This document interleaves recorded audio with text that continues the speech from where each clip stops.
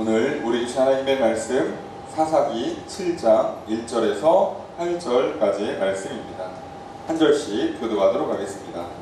여룻바알이라는 기드온과 그를 따르는 모든 백성이 일찍이 일어나 하롯셈 곁에 진을 쳤고 미디안의 진영은 그들의 북쪽이요 모레산 앞 골짜기에 있었더라.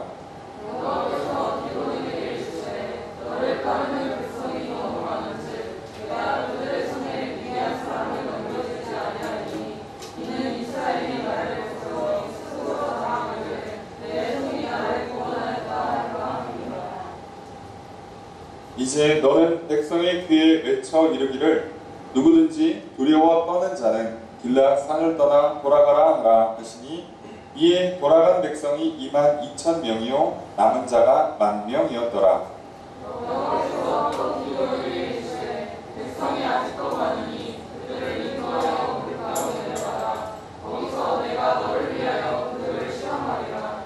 내가 누구를 가리켜 내게 이르기를 이 사람이 너와 함께 가리라 하면 그는 너와 함께 갈 것이요 내가 누구를 가리켜 내게 이르기를 이 사람은 너와 함께 같이 갈 것이라 하면 그는 같이 갈 것이니라 하신지라. 이에 백성을 인도하여 물가에 내려가매 여호와께서 기드온에게 이르시되 누구든지 개가 핥는 것 같이 혀로 물을 핥는 자들을 너는 따로 세우고 또 누구든지 무릎을 꿇고 마시는 자들도 그와 같이 하라 하시더니 손으로 옮겨 입에 도하는 자의 수는 300명이요 그 외의 백성은 다 무릎을 꿇고 물을 마시니라. 여호와께서 기드온에게 이르시되 내가 이 물을 핥아 먹은 300명으로 너희를 구원하며 미디안을 내 손에 넘겨주리니 남은 백성은 각각 자기의 처소로 돌아갈 것이니라 하시니 이에 백성이 양식과 나팔을 손에 든지라 기드온이 이스라엘 모든 백성을 각각 그의 장막으로 돌려보내고 그 300명 머물게 하니라. 미디안 진영은 그 아래 골짜기 가운데에 있었더라. 아멘. 자리에 앉으시기 바랍니다. 할렐루야. 거룩한 주일 주님 전에 나와 예배드리시는 성도님들을 주님의 이름으로 환영합니다.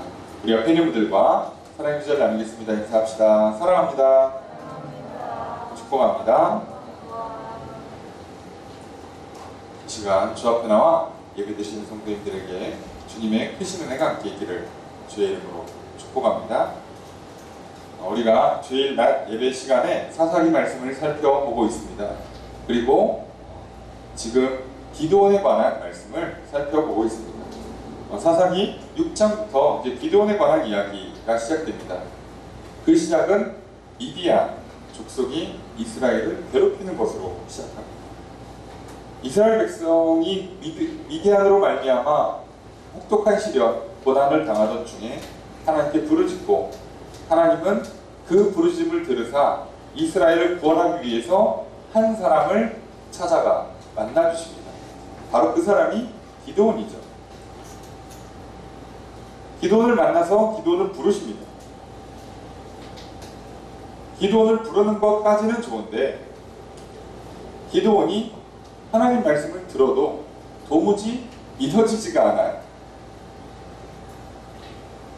동네에서는 좀 건장하고 힘있고 싸움 좀 할 줄 아는 사람이었을지 모르겠으나 어찌 미디안 대군과 전쟁을 치른다는 말입니까? 그런데 하나님께서는 기드온을 부르시면서 큰 용사여 일어나라 라고 말씀하시고 내 손으로 너가 구원할 것이다 라고 말씀하십니다. 도무지 믿어지지 않던 기드온이 도대체 이 말을 하시는 저 사람이 정말 하나님의 사자가 맞는가? 그리고 하나님께서 이 말을 정말 이루시는가에 대한 확인, 그리고 이 말에 대한 응답의 차원으로 대접을 하고 예물을 드림으로 예배를 드리죠. 그 예물을 불살라 주심으로 기드온에게 확인을 시켜줍니다. 자, 그러자 이제 기드온이 어떻게 합니까? 이제 그것을 통해 이제 하나님의 뜻인 줄 알고 이제 이 전쟁에 나가기로 결단을 하게 돼요. 그리고 그날 밤 하나님께서 우선 아버지 집에 있는 바알과 아세라 상을 다 부서뜨리고 여호와를 위한 제단을 쌓아라 하십니다. 했죠. 자, 그렇게 합니다. 자, 그렇게 했어요. 난리가 났죠, 동네가. 자, 저거 뭐 이제 큰일 났다. 저거 잡아 죽여라. 그랬더니 이제 아버지가 편을 들어준 건지 어찌됐든 그냥 바알이 알아서 저주하고 죽이겠지. 냅둬라. 이제 바알과 싸움이 되는 거다라고 하면서 그 이름을 여룻바알이라고 붙여줘요. 바알과 다투다라는 뜻입니다. 자, 이게 기드온에게 별명이 되고 이 소문이 전국에 퍼져나가게 됩니다. 자, 그랬는데 문제는 그 사이에 그러고 있는 중에 미디안은 연합군을 구축해서 전쟁하러 이미 강 건너 왔어요. 그리고 진을 치고 준비하고 있습니다. 그때 이제 비로소 기드온은 이제 비로소 군사를 모집해요. 자, 그런데 우리가 지난주에 살펴본 것처럼 기드온이 어떻게 군사를 모집하는가? 첫째로 먼저 성령이 임합니다. 성령을 받고 나서 그 성령을 받고 난 기드온이 했던 행동은 나팔을 부는 거라고 말씀드렸어요. 나팔을 불어봐야 동네 사람들밖에 못 들어요. 그러니까 나팔이 연속적으로 불려져야 되고, 나팔로 안 되면 이렇게 횃불을 붙여서 봉화를 피워서 전쟁을 알리고 출정을 선포해야 돼요. 아니, 세상에 여태까지 숨어서 산으로 굴러 들어갔던 사람들이에요. 기드온조차도 걸릴까봐 포도 틀에서 타작을 했던 사람이에요. 이제 이들이 갑자기 막 성령 받아서 용기가 충천해가지고 미쳐가지고 막 소리 지르는 게 아니라, 이렇게 한 건 전쟁을 치를 때, 군사를 모집할 때 나팔을 부르라는 하나님의 말씀, 그것이 모세를 통해 주어진 율법에 명시되어 있어요. 기록이 되어 있습니다. 바로 그 말씀을 그대로 순종한 거죠. 군사는 몰래 모집하는 게 더 좋습니다. 그럼에도 불구하고 대놓고 모집한 건 용기가 충만해서라기보다 하나님 말씀에 순종하는 거예요. 성령님은 오셔서 하나님 말씀을 생각나게 하고 그 말씀대로 살아갈 수 있도록 용기를 주시고 지혜를 주시고 열정을 부어 넣어주십니다. 그래서 사실 우리가 매일매일 또 매주를 살아가는 이 시작의 승리의 비결은 성령 충만하는 것입니다. 그렇게 우리가 할 일이 하나 있다면 성령의 인재를 구하는 것이죠. 그 다음에 기도원이 한 게 뭐냐면, 하나님 이제 군사도 모았으니 전쟁만 나가면 되는데 이 전쟁이 정말 이기겠습니까? 라고 하나님께 기도를 하는데 그냥 기도한 게 아니라 보통 양털 기도라 불리는 바로 그 기도를 드려요. 한 번은 양털만 적시고 주변에는 말르게 하고, 한 번은 또 양털만 안 적시고 주변만 이슬이 맺히게 해달라는 기도를 2번이나 하게 돼요. 그런데 이것은 앞으로 기도에게 계속해서 문제를 야기하는 큰 연약한 약점이 되고 말아요. 믿음이 약할 때 표징을 구하는 것 나쁘지 않습니다. 그런데 하필이면 기드온이 표징을 2번이나 구했어요. 사실 제일 좋은 것은 예수님처럼 내가 며칠 전에 들었던 그 말씀, 큰 용사라고 해주시고 너의 힘으로 그들을 쳐 이길 것이라 그러고, 네가 한 명과 싸우는 것처럼 미디안 대군과 싸워 이길 것이라는 그 약속의 말씀을 또 들려주시고 또 들려주시고 또 듣고 또 들어서 믿음을 가질 수 있도록 도와달라고 구하는 게 가장 좋아요. 근데 자꾸 눈에 보이는, 손에 잡히는 표징을 구하면 구할수록 안타깝게도 당장에는 믿음이 확 올라가는 것 같지만 금방 무너져요. 그래서 여러분들 할 수만 있으면, 우리의 믿음이라는 건 결국 보이지 않는 것과의 싸움이잖아요. 그래서 할 수만 있으면 눈에 보이지 않고 손에 잡히는 것을 구하는 게 아니라, 할 수만 있으면 하나님 말씀을 한 번 더 들려주시기를 구하는 게 좋습니다. 하나님은 미디안과의 싸움이 얼마나 어려운 싸움이고 큰 싸움인지를 잘 아시기 때문에 기드온이 믿음이 약할 수밖에 없고 흔들릴 수밖에 없는 걸 이해하세요. 인정해 주셨어요. 그래서 그에게 표징을 2번이나 허락해 주셨습니다. 물론 우리가 구하면 역시나 우리에게도 동일한 표징을 허락해 주실 겁니다. 하지만 우리는 이게 최선의 방법이 아니라는 걸 알기에 할 수 있으면 예수님을 항상 모델로 삼았으면 좋겠어요. 3번이 됐든 4번이 됐든 좋으니 그 말씀 또 들려달라고, 또 귀에 들려주시고 마음에 새겨달라고 구하는 것이 가장 좋습니다. 그리고 그 말씀 붙들고 나가 싸우시는 거예요. 어찌되었든 간에 이제 기드온이 군사도 모집했고 싸우면 이긴다는 증표도 2번이나 받았고, 그럼 이제 뭐만 하면 돼요? 나가서 싸우기만 하면 됩니다. 과연 기드온이 어떻게 싸우는가? 어떤 전쟁의 과정들을 겪는가? 오늘 말씀을 통해 살펴보려고 합니다. 먼저 1절 말씀 함께 읽도록 하겠습니다. 시작. 바알이라는 기드온과 그를 따르는 모든 백성이 일찍이 일어나 사세전들에 진을 쳤고 미디안의 진영은 그들의 북쪽이요 모야산 앞 골짜기에 있었더라. 그냥 읽으면 기드온과 군사들 그리고 미디안과 그 연합군들이 이렇게 이제 사실상은 계곡에서 이렇게 서로 마주대하고 있어요. 이렇게 마주대하는 상황입니다. 북쪽, 위쪽으로는 미디안 쪽이 있고, 이제 이 성경에 쓰는 사람의 관점의 입장에서는 기드온 쪽이 남쪽에 있어요. 지리상으로 따져도 이제 지금 기드온과 하는 사람들이 조금 더 아래쪽에 있는 게 맞아요. 중요한 건 지형학적인 위치가 중요하진 않아요. 그렇게 해서 이제 진을 쳤어요. 옛날 전쟁이니까 진 치고 진지 만들고 거기서 전략 회의하고 언젠가 그러다가 이제 서로 편지 보내고 야 항복해라 이렇게 서로 편지 보내고 주고받고 설전을 좀 주고받다가 그러면 이제 그때 나가서 에이 그러고서 싸우는 거예요. 자, 그러려고 이제 모여서 정비하고 그죠? 전쟁 준비를 하고 있어요. 그러고 있는데 우리는 그러면 그냥 그런가 보다라고 생각할 수 있는데 성경은 항상 허투루 한 말씀 한 말씀을 허투루 기록하지 않아요. 기드온을 뭐라고 부르는가? 여룹바알이라 하는 기드온이라고 불러요. 여러분 잘 보시면 아시겠지만 여룹바알이라는 이 표현이 독특한 표현이잖아요. 그리고 잘 안 나와요. 그리고 여룹바알이라고 기드온은 하나님이 불러주신 게 아니잖아요. 동네 사람들이 부른 거예요. 동네 사람들이. 야, 기드온이 바알이랑 싸운다. 야. 자, 바알이 기드온과 싸운다. 그래서 바알이랑 싸운다는 뜻으로 여룹바알이라고 이름 붙여줬고 그 이름으로 소문이 났잖아요. 그래서 그 이야기를 듣고 많은 사람들이 군사로 모집을 했어요.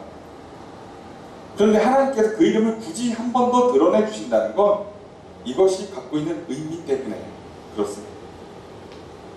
성경에서는 이렇게 이름, 호칭 또는 지명, 날짜들을 명시할 때는 대부분 의미가 있어요.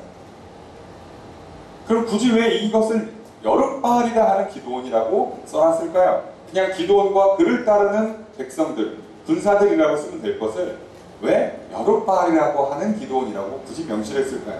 이유는 아주 간단해요. 이 전쟁은 미디안과 그냥 나라 영토를 두고 싸우는 전쟁이 아니라 바알과 싸우는 전쟁이에요. 정확히 따지면 하나님과 바알과 싸우는 전쟁이에요. 이 전쟁에서 이스라엘 백성들이 누구 편에 서느냐를 놓고 싸우는 전쟁이기도 합니다. 어차피 미디안은 연합군은 바알 편이에요. 이미 거기는 끝났어요. 자기의 그 편, 진영이 확실하게 붙여진 사람들이고 이제 이스라엘 백성이 하나님 편이 되어서 하나님과 함께 바알과 싸우는 거예요.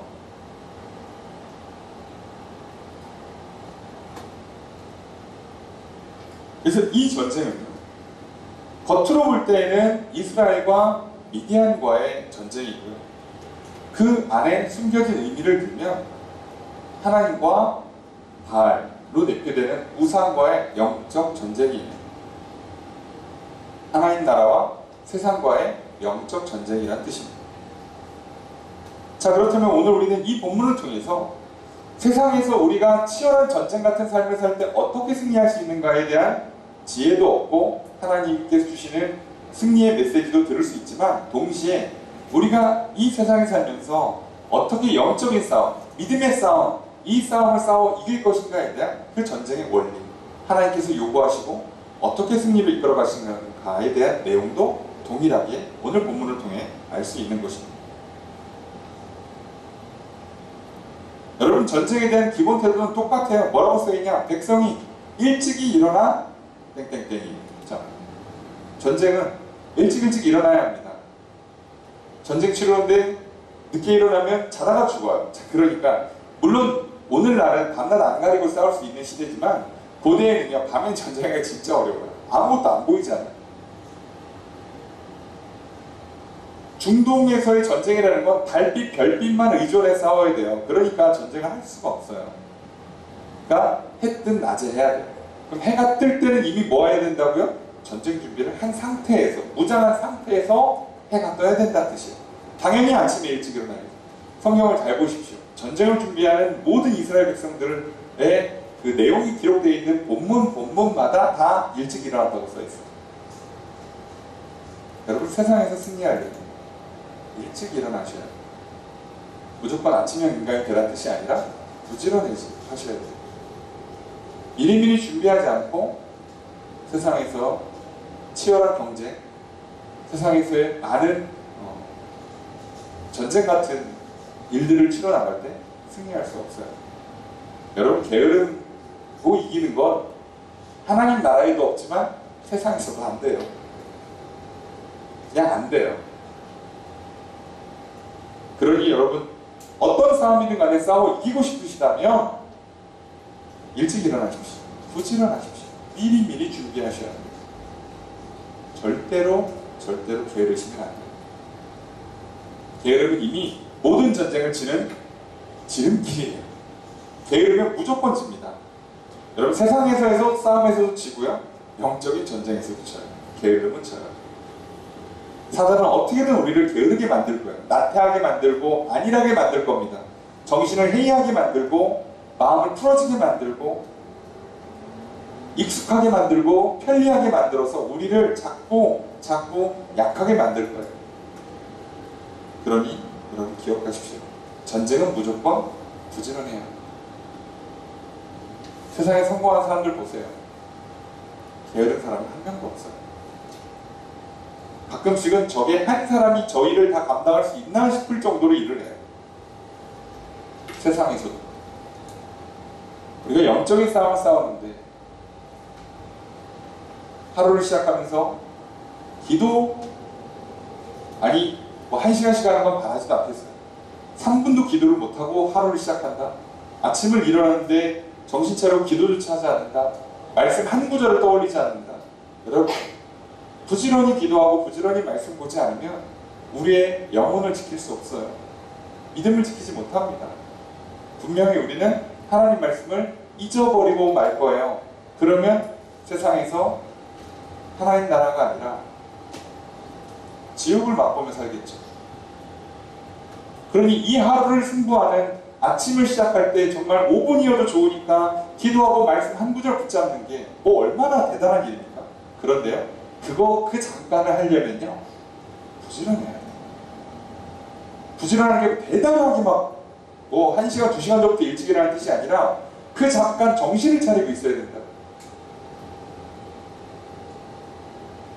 여러분, 아무 생각 없이 살다 보면요, 여러분 경험해 보셨을 겁니다. 어느 순간 식사 기도를 안 하고 밥을 먹는 자신을 발견하게 돼요. 아니, 그렇게 돼요. 운전해 보신 분들 알아요. 맨 처음에 운전대 잡을 때는요, 자기도 모르게 핸들을 붙잡고 기도를 합니다. 주님, 사고 나지 않게 해주세요. 안전운전하게 도와주세요. 네. 운전하다 보면 참 이상한 사람들 많습니다. 만나지 않게 도와주세요. 기도하죠. 어느 순간이요, 기도가 어딨어. 네. 그냥 핸들 잡으면 바로 달리는 거예요. 그러면 어느 순간 나의 운전이라는 행위가 하나님과 동행하는 행위가 아니라 여기는 지옥 같은 전쟁이 돼요. 그러면서 막 크락션 울리면서 비켜! 예? 와! 자, 이렇게 되는 거예요, 자연스럽게. 우리의 영혼을 지키고 그 잠깐 기도하십시오. 여러분, 잘 생각해보세요. 잠깐 정신 차리는 것. 그건 부지런하다는 뜻이에요. 어떤 일을 하기 전에 준비하는 과정을 거쳐야 돼요. 여러분 건강한 사람들 보세요. 아침에 일어날 때요, 그냥 안 일어나요. 꼭 다치시는 분도 어떻게 해요? 아침에 일어나면 그냥 침대를 박차고 일어나잖아요. 그럼 꼭 이렇게 허리, 이렇게 관절 이렇게 이러잖아요. 건강하신 분들 보세요. 절대 그냥 안 일어나요. 일어나기 전에 정말 1분이 뭐야? 한 30초라도 좋으니까 몸을 풀고 일어나요. 신기하죠? 특이해요. 그냥 안 해요. 다 그렇습니다. 다.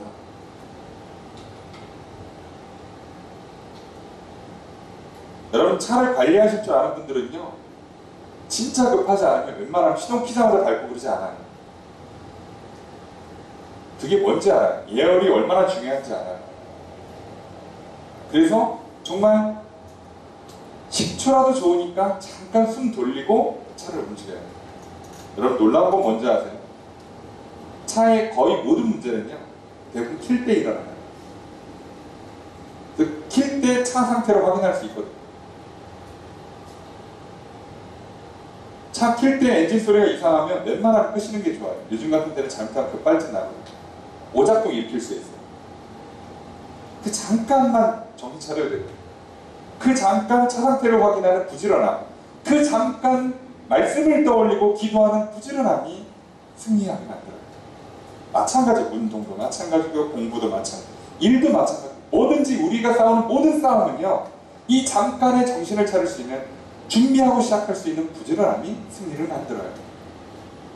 그 사람 잊지 마십시오. 무엇이 됐든 전쟁은 일찍 일어나셔야 됩니다. 부지런하십시오. 너무 당연한 얘기라서 사실 이렇게 열심히 설명할까 말까 고민하다가 여러분들 또 정신을 차리셔야 하니까 또 그런 때가 됐잖아요. 오늘 우리 이 시대가 하루를 시작할 때 마스크를 챙기는 부지런함, 어딘 곳에 갔을 때 손을 씻는 부지런함, 손을 소독하는 부지런함이 필요한 시대가 됐잖아요. 그런 시대를 우리가 살고 있어요. 우리가 언제부터 매일 저녁, 매일 아침마다 그죠? 확진자가 어디를 지나갔는가를 확인하고 동선을 파악하고 여기는 좀 피해야겠다. 그 부지런함. 사실 여름 되면 여름 날씨 확인 많이 하시잖아요. 그 잠깐의 부지런함. 오늘 과연 우산을 챙길 것인가 말 것인가, 옷을 어떻게 할 것인가, 신발을 어떻게 할 것인가. 그 잠깐의 부지런함이 하루를 승리하게 만듭니다.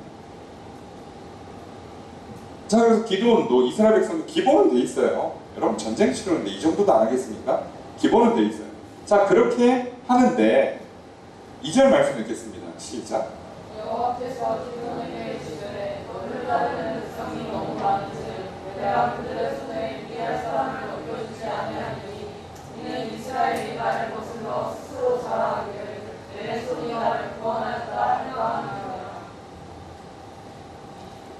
진을 치고 모여있는데 기드온에게 하나님께서 말씀하세요. 뭐라고 말씀하시느냐? 너를 따르는 백성이 너무 많대요. 너무 많아가지고 이렇게 전쟁하면 내가 안 도와주겠대요. 왜냐면 내가 도와줘봐야 너희들이 나를 거슬러서 스스로 자랑한다는 거죠. 내 손이 나를 구원했다. 그렇게 말할까봐 못 도와주겠다는 거예요. 말씀드렸잖아요. 그냥 무조건 그냥 미디안과 전쟁을 치르는 거면 군사가 3만이든 5만이든 10만이든 그게 중요한 게 아니라 싸워서 이기면 돼요.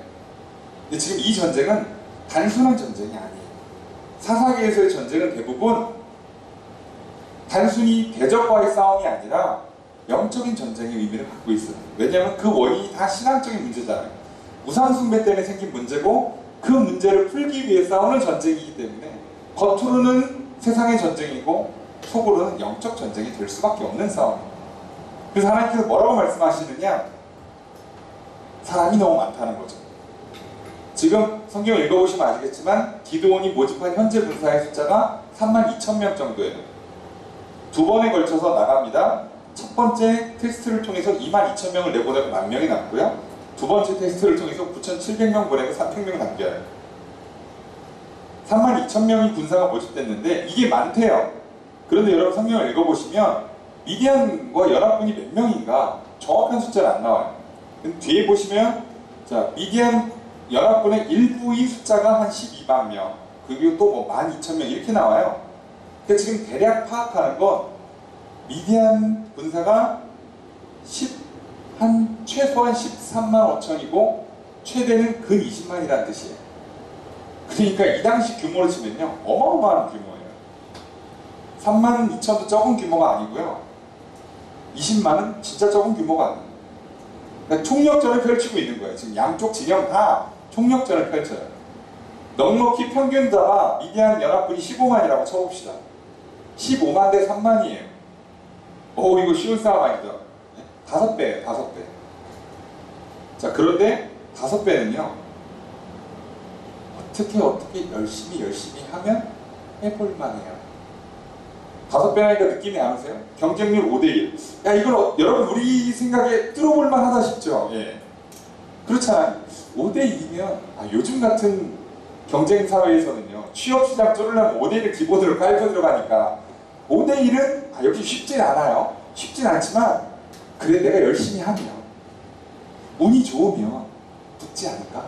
라고 할 수 있는 선이에요. 10대1이 되면, 이거 살짝 힘들겠는데, 그래도 어떻게 운이 좋으면 한번 해보지 않을까? 하는 선이에요.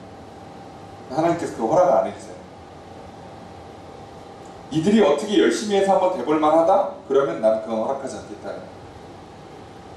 너희들이 계산 범위 안에 들어온다? 너희들의 가능성 범위 안에 들어온다? 나는 허락하지 않겠다는 거예요. 왜요? 그러면 분명히 너희들이 장차 나를 거스를 거니까.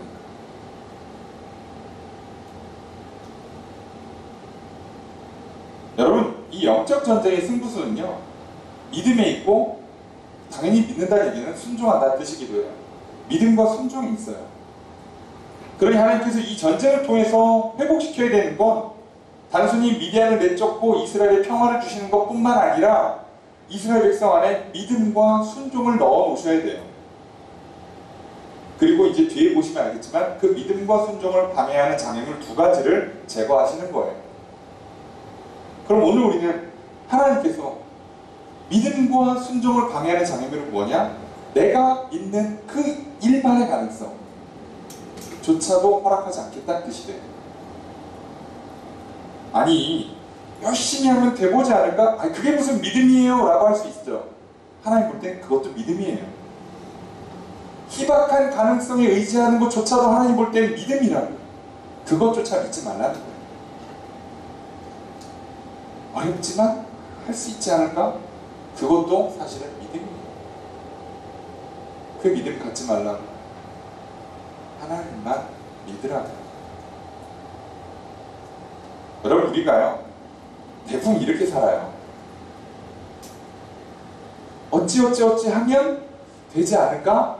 나는 희박한 확률을 밑에다 깔아놓고 기도해요. 하나님 도와주세요. 이거 경쟁률이 5대1이에요. 10대1이에요. 어렵지만 뚫을 수 있는 가능성이 이만큼은 있어요. 그러니까 하나님 제발 도와주세요. 이래요. 불가능에 도전하는 게 아니에요. 가능한 일을 해요. 많은 그리스도인들이 실수를 이렇게 합니다. 할 수 있는, 어렵지만 어쨌든 할 수 있는 그것을 할 수 있다고 믿어요. 그러니까 우리는요, 자신을 대할 때 똑같아요. 내가 변하는가, 성장하는가, 발전하는가, 내 삶에 정말 상상 초월하는 그런 어떤 그 놀라운 일들이 일어날 수 있는가에 대해서요, 불가능 중에 가능을 믿는 게 아니라요, 할 수 있을 것 같은 걸 믿어요. 그래서 내가 이 정도는 해봤고 앞으로 이런 쪽으로는 그래도 하지 않을까? 라고 계산 범위 안에서 믿어요.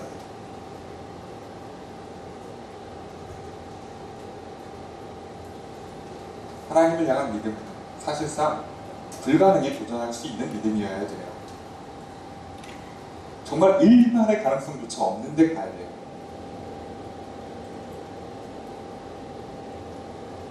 예수님께서 베드로를 만나서 첫 만날 때 뭐라 그래요?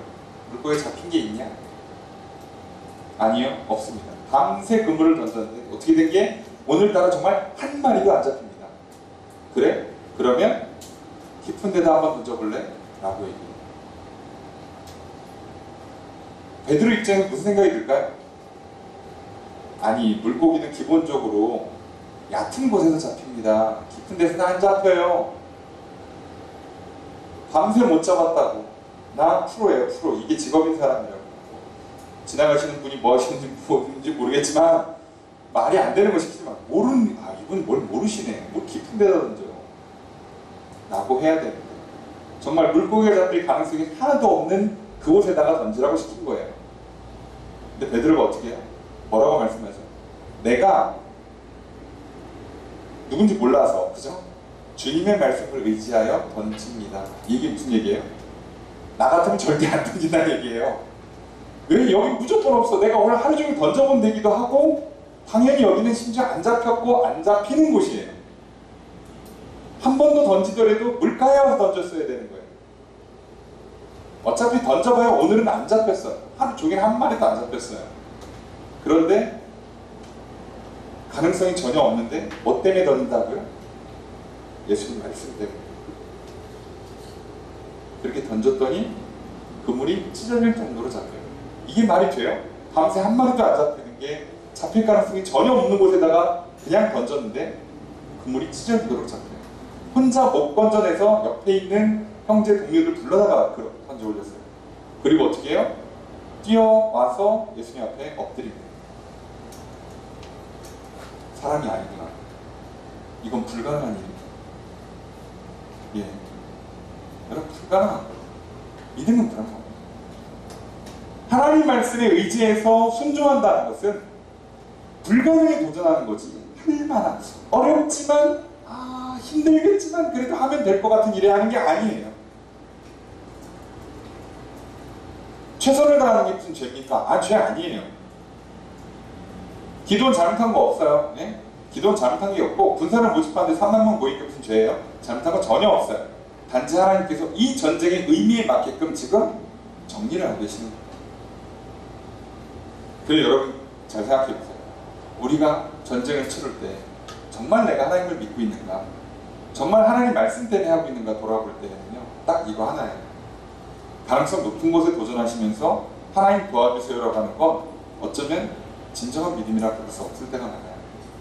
아니, 평상시에 그렇게 사시는 게 맞는데 인생에 승부가 걸린 전쟁을 치러야 될 때는 좀 고민을 하셔야 돼요.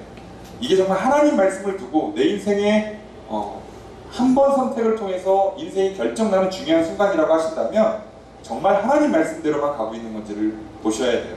그때는요, 높은 가능성에다가 투자하는 것이 과연 믿음인가? 아니란 뜻입니다. 어렵지만 그래도 가능성이 있는 곳에 투자하는 것이, 그래, 이쪽으로 가면 하나님의 뜻에 맞겠지, 이쪽으로 가면 하나님의 길에 맞겠지, 이쪽으로 가면 성공하고 승리하겠지, 그냥 다 갈아엎으시고 하나님 말씀에 조금 더 집중하셔야 돼요. 그때 이 전쟁은요, 지면 나라가 끝나요. 여러분, 중간이 없는 싸움이에요. 평상시라면요, 부지런히 살고 최선을 다해서 군대 모집하고 살면 돼요. 근데 지금 이건 그런 싸움이 아니잖아요. 여기서 신앙을 회복하지 못하면 이스라엘 망해요. 게다가 여기서 전쟁을 이기지 못해도 이스라엘 망해요. 이 한 번의 전쟁을 통해서 신앙도 회복해야 되고 전쟁도 승리해야 돼요. 우리를 치면 우리 인생의 순간에 이런 전쟁이 치러질 수 있어요. 이 한 번을 통해 내 믿음도 살려야 되고 내 인생도 살아나야 돼요. 더 이상 억제할 수 없는 바닥이야.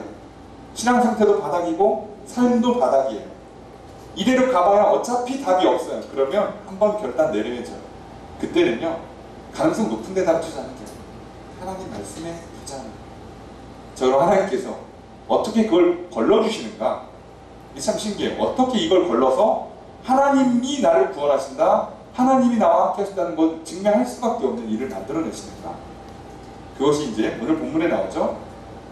3절 말씀 함께 읽겠습니다. 시작.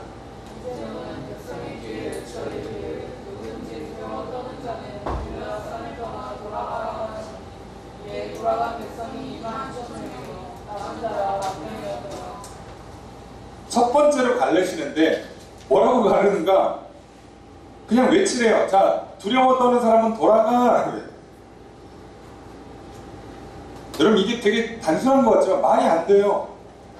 여러분, 전쟁 치료하는데 안 무서운 사람이 있어요? 아니 뭐 전쟁이 장난이에요? 무서운 줄 모르고 왔어요? 무서운데도 왔잖아. 왜요? 안 싸우면 그냥 앉아서 죽으니까요. 지면 죽으니까요. 어차피 지면 죽어요. 안 싸우면 죽어요. 그러니까 무섭지만 피할 수 없으니까 싸우면 나온 거잖아요. 근데 그런 사람들한테 뭐라고 얘기를 해요? 무서우면 돌아가. 가란 얘기지 이게 무슨 오란 얘기입니까? 그래서 많이 갔어요. 22,000명이 갑니다. 32,000명 모였는데 거기서 22,000명이 가요. 와, 절반 이상, 절반이 뭐예요? 3분의 2가 갔어요. 여러분, 그런데 이 전쟁은 특징이 있다고 그랬죠? 영적 전쟁이에요. 하나님을 믿느냐의 싸움이에요. 믿음과 순종의 싸움이에요. 그러면 믿음과 순종을 막는 것이 뭘까요? 두려움이라는 뜻이에요. 우리가 하나님을 믿는 걸 막는 것이 뭘까요? 두려움이라는 뜻이에요. 우리가 하나님 말씀에 순종하는 걸 막는 것이 무엇일까요? 두려움이라는 뜻입니다.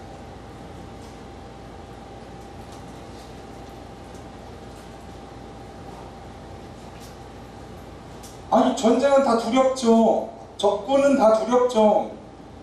칼 들고 싸우는데 다 무섭죠. 예. 그런데요, 만약에 이들이요 입장이 바뀌어서 군대가 지금 5대1의 비율로 싸워도요, 우리가 알고 있는 것처럼 이스라엘 백성들이 예전에 싸웠던 것처럼 하나님이 우리와 함께 하신다 를 믿으면, 그죠? 를 믿으면 어떻게 해요? 전쟁이 이긴다고 믿어요. 여러분, 전쟁을 나가는데 이긴다고 믿는 사람은 어떤 일이 일어날까요? 야, 빨리 끝내고 가서 전리품이나 취하고, 상금 많이 받고 집에 가서 가족들이랑 잔치 벌려야겠다, 이렇게 생각하죠. 이긴다고 믿으면, 이긴다고 믿으면. 자, 열심히 하면 이길 수 있다고 믿으면 어떻게 될까요? 그래, 한번 이 악물고 해보자. 어렵겠지만 열심히 하면 이길 수 있어. 야, 7년 동안 한 번도 못 이겼는데 이번에 그냥 한번 싸워보자. 자, 그렇게 하면 이긴다는 믿음이 생길 수 있겠죠. 근데 하나님께서는 그거 전부 다 어떻게 해요? 돌려보내세요.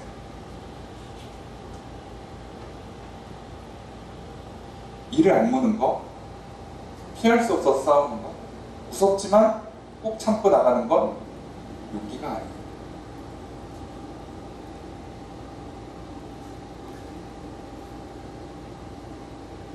그럼 뭐가 용기예요? 무서워도, 무서운 사람들은 집에 가 라고 할 때 용기는 뭐예요? 집에 안 가는 게 용기예요. 끝까지 싸울 사람, 그때 버티는 게 용기예요. 여기 남아있는 10,000명은 전혀 긴장이 없을까요? 여러분, 말이 안 되는 거 아시겠죠? 전혀 전쟁에 대한 긴장감이 없어요? 칼이 휘둘러지고 창이 휘둘러지고 화살 날라오는데 아무 느낌이 없어요? 그럴 수 있는 사람 한 명도 없어요. 그런데 선택지를 한번 줘요. 무서우면 가라. 그때 남는 게 용기예요. 그 용기를 갖고 있지 않는 사람들은요, 하나님 말씀에 순종할 수가 없어요. 왜요? 기회만 생기면 도망가야 돼요. 이걸 테스트 하시는 거예요. 이걸 테스트 하시는 거예요. 32,000명의 숫자는 어차피 너무 많아요. 왜냐면 열심히 하면 이길 수 있는 숫자거든요. 그거는 안 돼. 줄일 건데 누구를 빼는가? 해볼만 하다라고 하는 것에서 도저히 할 수 없고 하나님만 가능하시다고 바꿀 때 뭘 제거하면 그게 가능해지는가? 그게 바로 두려움을 테스트하는 거예요. 피할 수 있는 기회를 주세요. 겁나면 하지 마. 그래요? 안 해주세요? 괜찮은 거예요? 기회를 줄 때 안 한다? 기회가 있으면 피한다? 시간이 있으면 뒤로 미룬다? 그건 용기가 아니죠.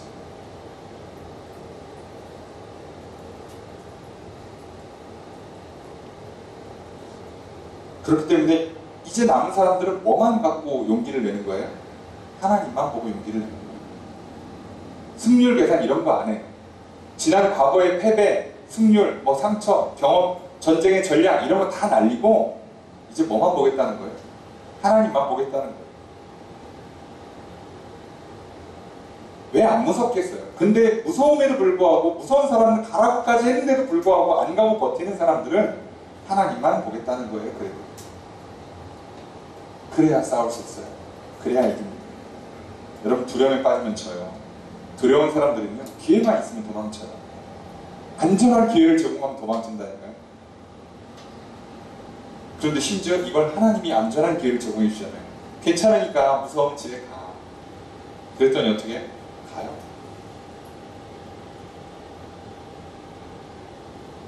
여러분 사람 무서우면요 당연히 무서우니까 안전한 걸 붙잡고 싶겠죠. 여기서 갈라지는 거예요. 어디에 안전을 두는가. 전쟁터는 안전한 곳이 아니에요. 하지만 하나님과 함께하면 안전한 곳이라고 믿는 사람들이 용기 있는 사람들이에요. 전쟁터를 무서워해서 전쟁터만 피하면 안전하다고 믿는 사람들은요 하나님을 믿는 게 아니라 자기의 눈에 보이는 것을 믿는 것이요 경험을 믿는 것이요 판단을 믿는 것이 돼요. 그래서 이런 사람들은 영적인 싸움에서 이기기가 자꾸 어렵죠. 그래서 하나님께서 빼시는 거예요. 여러분 그러니까 제발 기도의 한 실수 반복하지 마세요. 눈에 보이는 거 구하지 맙시다. 하나님과 함께하는 게 안전하다고 믿으신다면 하나님을 구하시면 돼요. 하나님의 그 약속의 말씀을 구하시면 돼요. 그 말씀이 나와 함께하면 말씀이신 하나님이 나와 함께하면 내가 어디 있든지 안전하다 라고 믿으신다면 여러분들은 용기 내어 싸우실 수 있어요. 세상에 코로나 안 무서운 사람이 어디 있어요? 요즘 같은 때에 대입, 취업, 결혼, 직장, 직장 생활, 내 집 마련, 자녀여행 아니 안 무서운 게 어디 있어요? 아니 21세기에 살아가는 사람 중에 돈 안 무서운 사람이 어디 있어요? 무섭죠. 다 무서워요. 그 무서울 때 누군가 안전한 길을 제공해요. 자, 내가 이거 줄 테니까 여기가 좀 편하지 않겠니? 그걸 거절할 수 있는 그리고 하나님만 바라보고 하나님 말씀에 순종할 수 있는 힘은 어디서 나오는가? 그 안전함을 이라는 걸 진짜가 아니라는 걸 깨닫고 안전함은 하나님 안에 있다. 안전함은 하나님 말씀 안에 있는 것이다 라고 믿고 나가는 사람들 그 싸움을 싸울 수 있어요. 아무리 기도해도요. 여러분 만약에 하나님 말씀이 아닌 다른 안전에 여러분들이 선택을 하시면 여러분 말씀을 못 지켜요. 말씀을 못 지킨다. 상위권 대학에 진학해야만 내 인생이 안전해진다고 믿으시면요. 여러분 경우에 따라서는 시험을 위해서 합격을 위해서 주일 같은 거 날려요. 기도 안 합니다. 이 직장에서 살아남는 것이 나에게 안전을 제공한다고 믿으면요. 직장에 살아남기 위해서 주일도 어기고 하나님 말씀도 타협하고 그냥 직장 생활과 직장 문화와 세상의 방식에 적응해버린다. 하나님께서 그 사람들을 빼세요. 오늘 우리가 영적 전쟁에 승리하는 첫 번째 비결 두려움과 싸우는 겁니다. 여러분 두렵기 때문에 거짓된 안전을 제공하는 이 사단의 속임 세상의 속임에 넘어가지 마십시오. 두려울 때 누가 안전한가를 확실하게 파악할 수 있잖아요. 하나님이 안전하다. 하나님 말씀 안에 있는 것이 안전하다라고 믿으십니다. 그 사람들이 이 험한 세상에서 세상과의 전쟁을 그리고 영적인 전쟁을 승리할 수 있습니다. 부디 하나님이 안전함을 믿고 나아가시는 저 여러분들 되시길 주의 이름으로 축복합니다. 이게 첫 번째 테스트였어요. 22,000명 날라갔고요. 이제 10,000명 남았습니다. 안 끝나요 테스트가. 자 4절 말씀 읽겠습니다. 시작.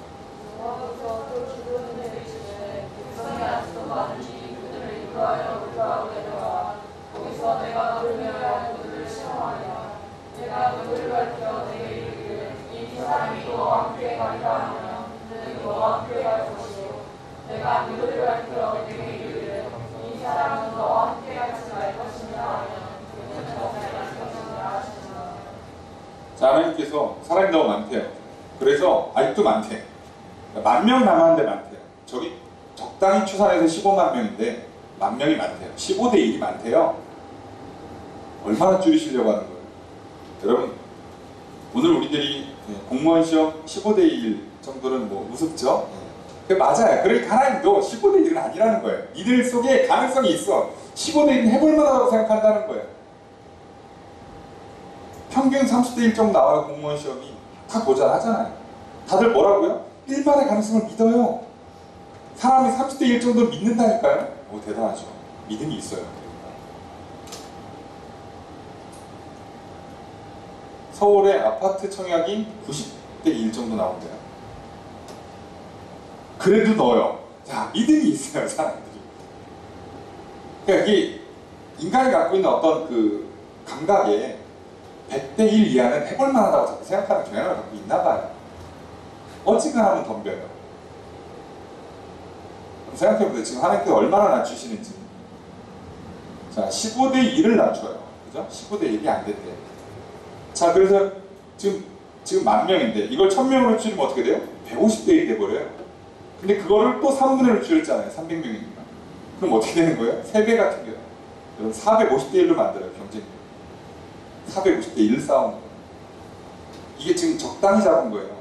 빡빡하게 잡으면요 500대 600대 1까지 올라가요. 그 정도 올라가면 거의 안 해요. 미치지 않고선 안 해요. 물론 요즘엔 미친 사람들이 종종 있긴 한데 미쳤다기보다 계산을 못하는 거죠. 이쪽 세계의 경쟁률이 600대 1이라는 걸 모르는 사람들, 뇌가 순하신 분들은 덤벼요. 모르고 덤비는 거죠, 진짜. 알고는 못 덤비는 그 가능성이 600대 1.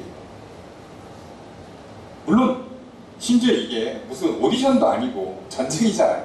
전쟁 확률이 600대 1로 뜨면 여러분 하겠습니까? 지면 끝인데 그렇게까지 낮추겠다는 거예요. 왜요? 나만 믿고 가라. 자, 그런데 물가를 보내면서 뭐라고 하냐면 내가 뭘 시킬 건데 시켜놓고 사람을 가를 거예요. 가르고 이쪽 가르고 저쪽 가르고 이쪽 사람들만 데려가 그러면 그들만 데려가라는 거예요. 자, 벌써 느낌이 오죠? 얼마나 줄일지? 예. 이건 벌써 느낌이 불안하잖아요. 하나님 많이 줄인다는 뜻이에요. 여기서도. 자, 어떻게 줄이는가? 자, 5절에 있습니다. 시작. 이에 백성을 인도하여 물가에 내려가니 여호와께서 그들에게 이르시되 누구든지 그가 하는 것 같이 서로 물을 하는 자들을 너는 따로 세우고 또 누구든지 물을 끓고 마시는 자들도 그와 같이 하라 하시더니. 둘로 나누는데 어떻게 하는가? 물을 핥아먹는 사람과 또 하나는 무릎 꿇고 벌컥벌컥 마시는 사람, 둘로 가는 거예요. 그래서 보면 핥아먹는 사람은 손으로 마셨고요. 이렇게 손으로 떠서 먹은 거고요.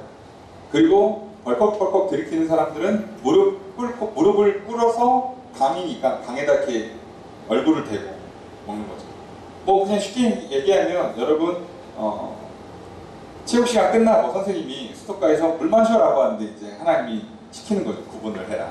수도가에 왔는데.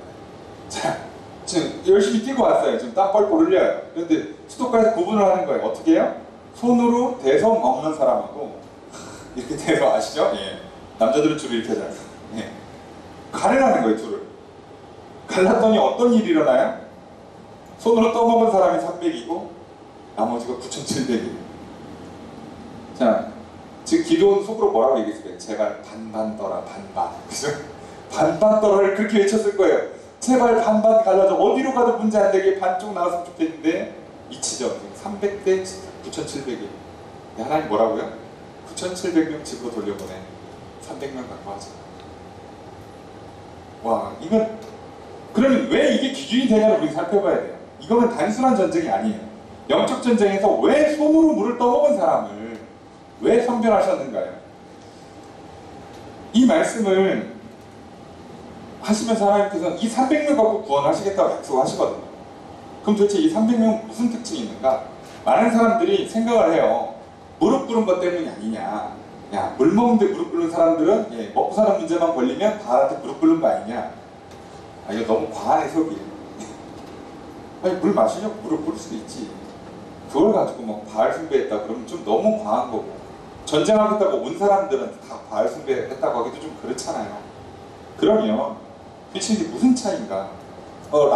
유대 랍비들이나 전통적인 해석 또는 신학자들이 해석해요. 이거 무릎 꿇는 게 바알 숭배다.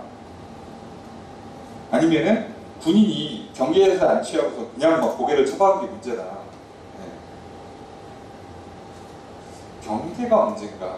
아니 지금 그래도 10,000명이 강가에서 물 먹는데 경계를 안 세웠겠어요? 그런 건 또 말이 안 되잖아요. 그럼 도대체 뭔가 손으로 떠먹은 사람들한테 찾아야 돼요. 손으로 떠먹은 사람. 물을 강에서 손으로 떠요. 그럼 먹어요. 그럼 물을 얼마나 먹을 수 있죠? 그냥 아직 못 먹는 거 아시겠죠? 기본적으로. 어쨌든 낮이면 더워요. 이쪽 동네가 낮에는 더울 수밖에 없는 동네예요. 그 더운데, 그리고 전쟁 코앞에도 긴장하고 있는데 뭐가 막 준비하느라고 분주한데 무장하고 있고, 그 상황에서 물을 마시라고 그랬는데 손으로 떠서 마셔요. 그 얘기는 무슨 얘기예요? 처음부터 조금만 먹겠다는 뜻이에요. 여기가 핵심이 있어요. 물을 조금 먹어야 돼요. 이제 군대 갔다 오신 분들은 아실 텐데 요즘은 없어졌겠죠. 저 있을 때만 해도 물병장이라고 해서 병장을 딱 되는 그 순간에 반합이라고 이렇게 있어요. 밥통이죠. 전쟁 나갈 수 있는 밥통에다가 물을 가득 채워요. 그러면 2리터 정도 뜨거든요. 그게 대략 2리터 정도 나요. 그거를 원샷을 시켜요. 그러면서 나를 축하해 주는 거야. 와, 병장 됐다. 그런 걸 왜 했는지 모르지만 있었어요. 악색이 있었어요. 자, 그런데 이게 물 2리터 들이키고 끝나면 재미없지. 그리고 뭐 하냐? 축구를 해요. 그러면 처음 겪어봤어요. 물 2리터 먹고 축구하는 인간이 어디 있어요, 세상에. 근데 궁금하시면 한번 해보세요. 업고 뛰어보세요. 어떤 느낌이 드는가. 이게 묵직한 게 안에서 움직이는 느낌. 토할 것 같아요, 진짜. 그래서 사실 저도 저희 있는 군 생활할 때의 부대에 보면 아침에 식사 후에 체력 단련을 했어요. 체력 단련 시간을 좀 넉넉히 주는 부대여서. 그럼 보통 구보가 키로수 단위로 뛰어요. 4km, 많이 뛰는 날 10km까지 뛰어요. 평균 6km 정도 뛰거든요. 근데 이게 평지가 아니라 산지잖아요. 산지를 4km, 6km, 10km씩 뛰어가요. 그럼 어떻게 해요? 밥 먹고 나서 물은 마시는데 뭐를 안 먹냐면 우유를 안 먹어요. 우유를 주거든요. 우유를 아무도 안 먹어요. 저도 우유 상당히 좋아하는데 군대 가서 알았죠. 이걸 먹고 뛰면 안 된다. 자, 산을 뛰기 위해서 얘는 갖다 와서 먹어야 돼요. 절대 안 먹어요. 그거 먹으면 큰일 나요. 그래서 아무도 안 먹더라고요. 위에서도 먹지 말라고 가르쳐줘요. 우유는 안 된다. 그래서 못 먹게 한단 말이에요. 왜? 껴야 되니까요. 그러니까 지금 이게 전쟁을 앞둔 사람들이라면 언제 갑자기 뛰쳐나가야 될지 모른단 말이에요. 그 상황에서는요, 물을 먹긴 먹는데 한 번에 많이 먹으면 안 돼요. 이게 핵심이에요. 이게 핵심. 절제력을 테스트하는 게 아니에요, 여러분들. 뭘 테스트하는 거냐면 전쟁에서 싸울 진짜 의지가 있는가? 정말 언제라도 하나님께서 갑자기 나팔 불고 싸워 그러면 뛰어나갈 준비가 돼 있는가는요. 야, 난 그래도 싸우겠다고 남은 10,000명이잖아. 아니에요. 그걸로 안 돼요. 진짜로 말과 행동에서 태도에서 보여줘야 돼요. 이 사람들은 절대로 물 많이 먹지 않아요. 진짜 언제든지 싸우겠다고 맘먹고 있는 사람들은요, 물을 많이 먹지 않아요. 그거 하나로 갈랐어요. 딱 그거 하나로. 그랬더니 300명 갈라요. 아니, 무서움 가라고 했는데도 안 간 사람들이에요. 싸워보겠다는 의지를 갖고 있는 사람들. 그래도 하나님 말씀대로 살면, 말씀대로 순종하면 이긴다라고 믿는, 그 정도 믿음이 있는 사람들인데도 불구하고 이 치열한 싸움에서는 그거 갖고 안 돼. 그래서 어떻게 한다고요? 실제로 싸울 준비를 하고 있는 사람. 적절히 긴장하고 준비되어 있고 집중력을 잃지 않는 사람. 진짜 말로만 하는 게 아니라 삶으로 보여주고 있는 사람, 태도를 취하고 있는 사람, 그 사람들을 선별하신 거예요. 여러분, 우리는 여기서 또 하나 알게 되죠. 영적 전쟁에 승리하려면 오직 하나님만 믿고 하나님 말씀에 순종하기 위한 장애물이 뭔가? 정신 상태, 태도의 문제예요. 여러분, 착각하시면 안 돼요. 그래도 저 코로나를 뚫고 마스크 끼고 예배드리지 않습니까? 이 정도면 이 한 주에 영적인 싸움에 승리하지 않겠습니까? 그걸로 안 돼요. 그걸로 안 돼요. 어떻게 해야 된다고? 언제라도 기도할 마음의 준비. 언제라도 성경을 가까이 하고 말씀을 가까이 하고 언제라도 찬양을 들을 수 있게끔 어디 가나 막 차에도 찬양이 있고, 그죠? 핸드폰에도 찬양이 있고, 집에 가도 찬양이 있고, 어디 가도 말씀을 볼 수 있도록 핸드폰에도 성경이 있고, 집에 가도 성경책이 있고, 교회도 성경책이 있고. 하셔야 돼요. 그렇게 준비되세요. 사실 뭐 복장이 엄청 중요하다고는 할 수 없지만 최소한 예배 드리는데 방해되는 복장, 기도하는데 방해되는 복장, 찬양하는데 방해되는 복장 하지 않겠죠. 왜요? 언제든지 해야 돼요. 그게 차이예요. 여러분, 인생은 실천입니다. 마음으로 되지 않아요. 진짜로 싸우셔야 돼요. 적당히 하는 거 없어요. 되겠지 이런 거 없어요. 아니 그래도 하나님 믿겠다고 나왔는데 뭐 싸움 이기지 않을까? 아니에요. 진짜로 싸울 태도와 준비를 갖고 사셔야 돼요. 그렇지 않으면 못 이깁니다. 게다가 이 싸움은 정말 어려운 싸움이에요. 사사기 전체를 통틀어서도 굉장히 어려운 싸움 중에 손꼽히는 싸움이에요. 그 싸움을 싸워야 돼요. 여러분, 우리 이 말씀을 통해서 아주 단순한 걸 깨닫게 돼요. 다 돌려보내고 300명 갖고 이제 이날 다음날 전쟁이 치러지죠. 여러분, 우리는 매일매일이 사는 정말 치열한 전쟁 같은 삶을 살아요. 우리 인생도 전쟁이고 사실 그 전쟁 같은 삶의 이면에는 영적 전쟁이 깔려 있어요. 그 싸움을 승리하기 위해서 하나님만 믿으셔야 돼요. 하나님 말씀에 순종하셔야 돼요. 그럼 그것을 방해하는 게 뭐냐? 내가 경험을 통해서 갖고 있는 일만의 가능성, 아니 높은 가능성, 그거 붙잡는 건 사실상 믿음이라고 보기 어려워요. 결국 나중에 뭐라고 생각해요? 될만 하니까 됐어. 그래도 내가 열심히 하니까 되네. 아니에요. 그러면 하나님 못 믿어요. 결국 또 우상숭배에 빠집니다. 그럼 하나님만 믿고 의지하려면 무엇을 날려야 되는가? 두려움을 날리셔야 돼요. 세상이 주는 안전함 포기하셔야 됩니다. 하나님이 안전하고 하나님 말씀이 안전함을 선택하셔야 돼요. 두 번째가 말이 아니라 삶이에요. 태도여야 돼요. 물 마시는 게 뭐가 문제겠어요? 하지만 언제라도 싸우기 위해서 물을 한 번에 많이 먹지 않는 그 실제로 군인의 자세, 군인의 태도, 그것이 물을 먹는 것에서도 드러나는 그 사람, 그 삶이 우리에게 요구돼요. 언제든지 기도할 수 있도록 준비가 돼 있고, 언제든지 말씀을 전할 수 있는 준비가 돼 있지 않고 말씀대로 살겠다고요? 전도하겠다고요? 세상에서 영적인 싸움을 싸우겠다고 절대로 되지 않습니다. 여러분, 기도할 수 있는 준비가 돼 있어요. 여러분, 언제든지 찬양을 들을 수 있고 부를 수 있으세요. 언제든지 누군가에게 하나님 말씀을 전할 수 있는 준비가 되어 있으십니까? 여러분, 그렇지 않으면 여러분 앞에 찬양을 불러서 이겨야 되는 싸움이 왔을 때 못 부를 수도 있고, 여러분 앞에 그 영혼을 구할 수 있는 전도할 수 있는 절호의 찬스가 왔는데 못 잡을 수 있고, 여러분 앞에 기도만 하면 이길 수 있는 그 순간에 기도를 못할 수가 있게 됩니다. 진짜로 하셔야 돼요. 그런데 이렇게만 하면 300명으로도 10만 넘는 대군을 이깁니다. 경쟁률이 500대 1이 넘어가도 600대 700대 800대 1이 넘어가도 이길 수 있습니다.